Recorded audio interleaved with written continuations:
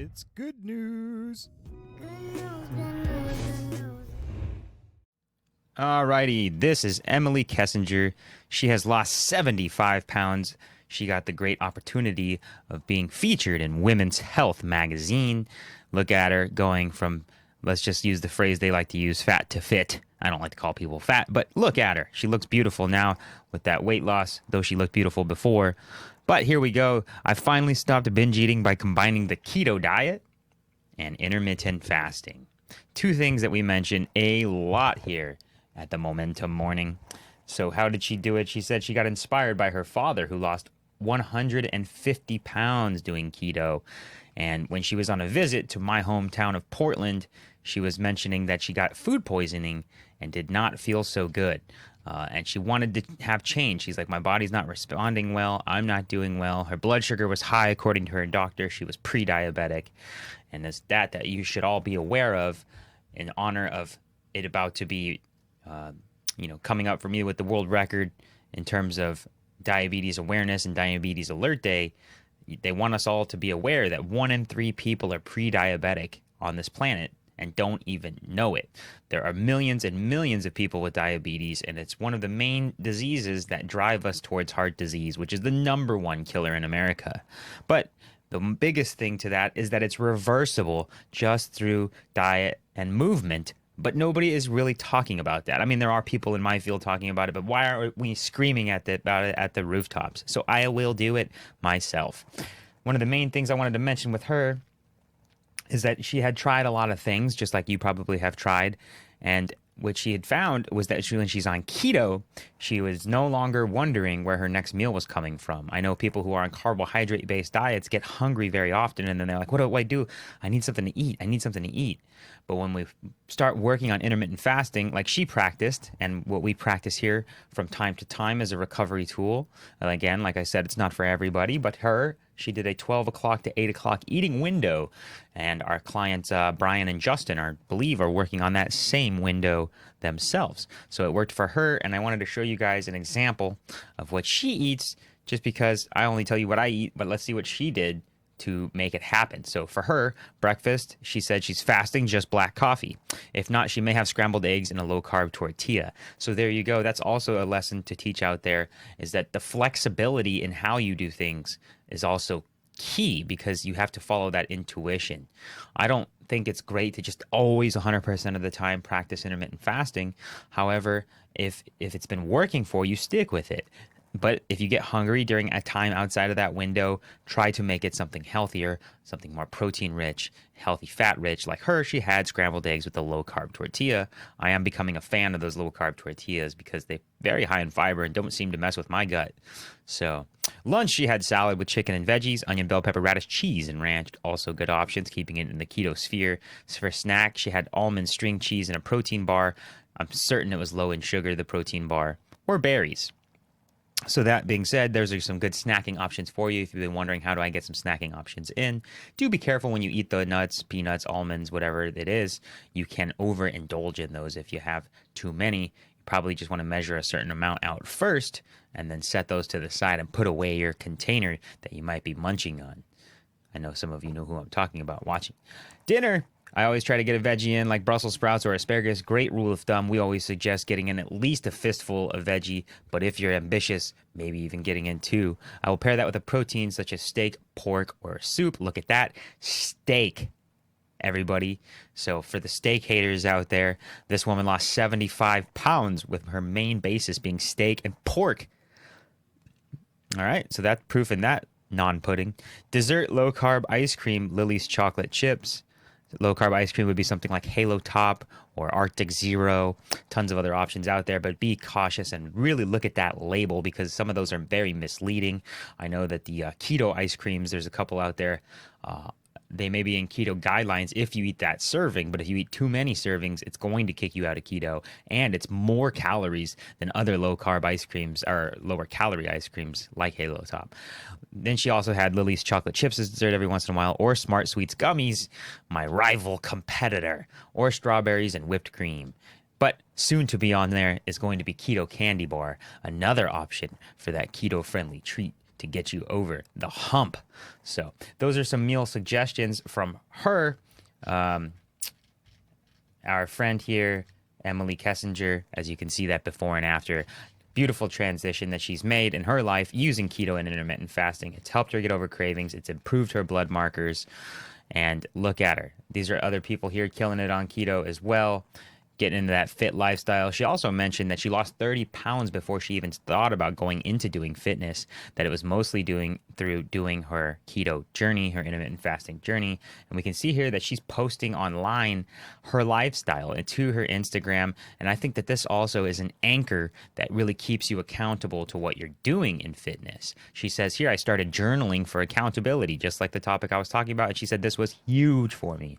So if you're not journaling, which one way she was doing that was through her Instagram post to showing those, pictures. She even said motivational quotes helped her as she put them in the journal. These things are all tools at our leisure, and that's how she lost a total of 75 pounds. So with that, think about that for yourselves. Again, I'm not forcing intermittent fasting or keto on anybody. I just think they're powerful tools. Again, I don't think they're the end all be all. If you're a bro weightlifter and you're trying to gain a lot of weight, you may not be able to do it in that way. You may want to be eating more meals with more carbohydrates, especially if you're working out once or twice a day, every day. That being said, you got to find your own balance. If your goal is to lose weight, which is generally speaking the main priority, I think, for the nation in terms of being healthier and not costing us tons of money in health insurance and medical bills, when we think about just reducing the size of that spare tire, that alone is going to increase your longevity, your lifespan, decrease these different metabolic markers that are going to cause destruction on you later on in life. And also think about your children. If your children have to watch you get sick and die as you get older because you were overweight, you're going to regret that on your deathbed, I promise. All right, everybody. Now I'll move over to the habit check-ins on a little bit of a lighter note. I didn't mean to end that so seriously, but sometimes we just got to drive across that point. Now to the live check-ins. I'm seeing a couple of people coming in here. So good morning to everybody here. Make sure you're commenting below and letting us know you're around. Mr. Trainer Steve, that's me. I didn't mean to make myself go first here, but why not? Comment with your habit check. Let's not forget to get that check-in. Let me make this little box a little bit bigger here. All right. Mr. Barron says squats will be 9. Kettlebell swings will be 29. My eating has been an 8 out of 10. Weight has been hanging at 199. Mr. Barron, I don't know how your eating was an 8 out of 10 because I know mine certainly wasn't yesterday. I put down on all that food you gave me. Barron built a brand new, beautiful barbecue grill. I've never seen anything like that in my life. It's like a freaking Tesla of barbecues. And he brought me some ribs, and so good. I couldn't help but eat it all. But it also did come with some cornbread, and I don't know if that's on the approved list, but it was so damn good too. Okay, now looking for some more check-ins from everybody, but let's go to the check-ins over the weekend with the habit roll call. The world-famous habit roll call.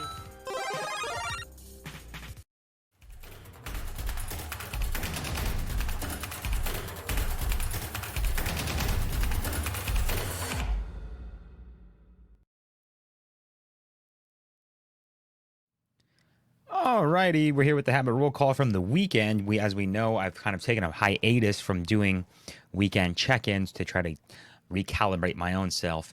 But fortunately, we have the beautiful moderator here, Miss Evelyn, coming in with some check-ins for us. This was Saturday's check-in, waving hello to everybody. Day 151, no sugar over 6 grams, and then Sunday she made it to 152.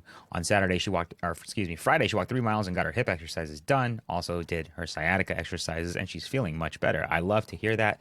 Miss Evelyn, sorry I've taken so long to get to you for a sciatica video. I will be working on that either today or tomorrow. Iggy did my 10 deadlifts and 8 overhead presses, followed by a pretty good workout. Boom, baby. Chantel, double cardio, making up for yesterday's sleep fair. 6 hours, sticking to the meal plan. Not so great, but I didn't totally fall off the wagon. What can you do to make it even better, Miss Chantel? That's my challenge to you. What can you do to make sticking to that meal plan, as that is the phrase that pays there, sticking to it? And as we mentioned from back in the day when I used to work at Planet Fitness and I interviewed over 400 people what their biggest problem in health and fitness was, and the most common answer was always sticking to the plan, sticking to my diet. And that's why we call ourselves Stick to It Fitness. And just over the weekend, I saw a fitness I'd call her an influencer, I suppose, but she's local to Portland, and she's also a trainer nutritionist, and she asked the very same question on Instagram. And I was waiting to see what the results were, and guess what?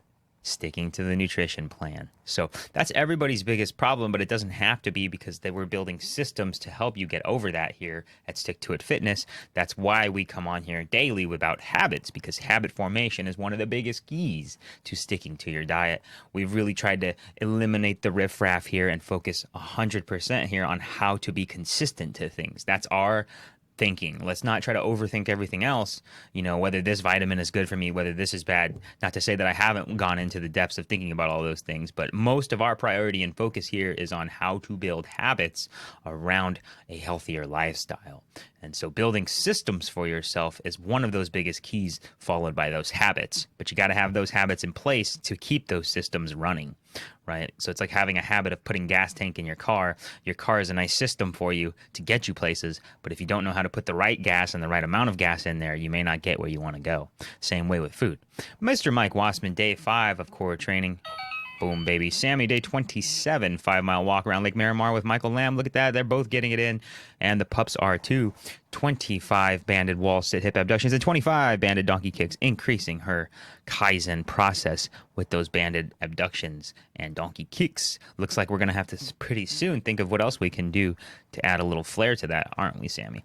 She also is calling out Ken on his run, and he says, yes, I got to a mile, and that did that nonstop, and he's feeling proud. That's the pride that we want you to feel, Mr. Ken, but we want you to feel that pride every day, not necessarily by running a mile every day, but by doing a Kaizen habit. Because if you do a Kaizen habit and start with something small and build on it day by day, it doesn't even matter if it's something super tiny, you're still going to get that pride feeling. So again, I will not stop. I will continue my I can't think of the right word here, my call to you, call to action to build a Kaizen habit, Mr. Ken. I'm coming for you on that. Jonathan Hernandez, gym day yesterday. Bruce Lee, abs. All right, 17 reps, 3 sets. Goal is to go up to level 2. Cold showers for 3 minutes. Holy cow, that's long. Gratitude post in and 3 days detox completed. That's a very long cold shower, man. I don't even know if I could do that. And I've been doing cold showers every day for a long time. Incredible. So that's all the check-ins from Saturday, and then we had some more check-ins from Sunday, just a couple here, but we'll get through them pretty quickly because Miss Evelyn threw down another nice one for us with the little pretty bee. Day 152, no sugar, over 6 grams. Walked 3.43 miles yesterday, got my stretches in, hip exercise done, did some squats, worked on my sciatic nerve. Boom. Chantel, cardio, meal plan, done. Sleep fair. I've been cutting my sleep an hour short to get my cardio in. Ooh. That's an alert in my brain. Miss Chantel, I promise you, I appreciate the efforts that you're putting through to do that. And sometimes we have to make the right judgment call on that. But if you're sacrificing sleep to do long-term cardio, you're stepping over dollars to pick up pennies. Because your sleep is just worth so much more than doing that cardio is. I'd prefer you'd even got 50 minutes more of sleep and then just did a 10-minute high-intensity interval training burst. Studies have shown that just doing that amount of intensity interval training is going to give you a better effect than doing that whole hour of cardio anyways. And that 50 minutes of sleep is probably part of your regenerative process that's essential to better decision making for food, for decreasing inflammation, for helping your body feel better and metabolize food better, as well as keeping your hunger hormones in check. Sammy, day 28, 5 miles around Lake Miramar with my bestie. Around our pups, 30 banded wall sit hip abduction. Look at that, she already increased. Miss Sammy, you're increasing by a ton. What are you going to do to continue this journey on Kaizen process without overwhelming yourself? That's what I'm concerned with by going up by so many reps so fast. I know it feels easy to do it, but our challenge has always been here to go up by 1 rep, though, again, we always encourage you to develop your own system. So I'm not poo-pooing it, just questioning you as to what do you think you're going to be able to move towards to keep motivated without burning yourself out in terms of that Kaizen process. It's so tempting to increase by more than 1, but as we've seen with other clients and myself, that building by 1 just helps to layer into your biology's memory that you can do this thing. Alrighty, some nice compliments here. Sammy Ken says another 1 mile of nonstop running done. New ankle supports helping to reduce injuries. Beautiful. And do you have any tips on how to strengthen your ankles? Boy, do I. I'm gonna have to do an entirely separate video on that. And there's the support brace he's using. As I made on a video the other day about elbow pain and tennis elbow, I'm not a big fan of long-term use of braces. However, if using this brace helps you develop proper form and allow the repetitive injury to heal itself and decrease inflammation, that's great. But at the end of the day, we do want to build strength around that ankle, because a weaker ankle is going to leave you jeopardized later. And the ankle is probably one of the most important parts of the body in terms of lifelong longevity, because if you can't move well and you need the ankle to do that, you're going to become less inclined rather to move, which inevitably will lead to poorer health. Alrighty, I think we have a couple more live check-ins, and then I gotta run to Mr. Barron to get my warm-ups on for the squats of the day. Good morning, says Evelyn. Had a bad night last night. Uh-oh, couldn't sleep at all. Still got my stretches in. Hip exercise done. Walked over 2 miles yesterday. Well, we're glad you're still here. Did 153 days of no sugar over 6 grams. Had to go to work earlier today. Oh my goodness. Sitting at my desk now, but still want to check in. Have a great day. Look at that commitment. Still checking in, even though she's at work. Thank you so much, Miss Evelyn. Chantel's also saying good morning, and your bad night, not day. I got you, Miss Evelyn. I appreciate you. All right, everybody, I got to run and get ready for Mr. Barron's squats. Stick to it to get to it. Make sure you're commenting with your habit check-ins like everybody else here. I'm out. You gotta stick to it to get to it.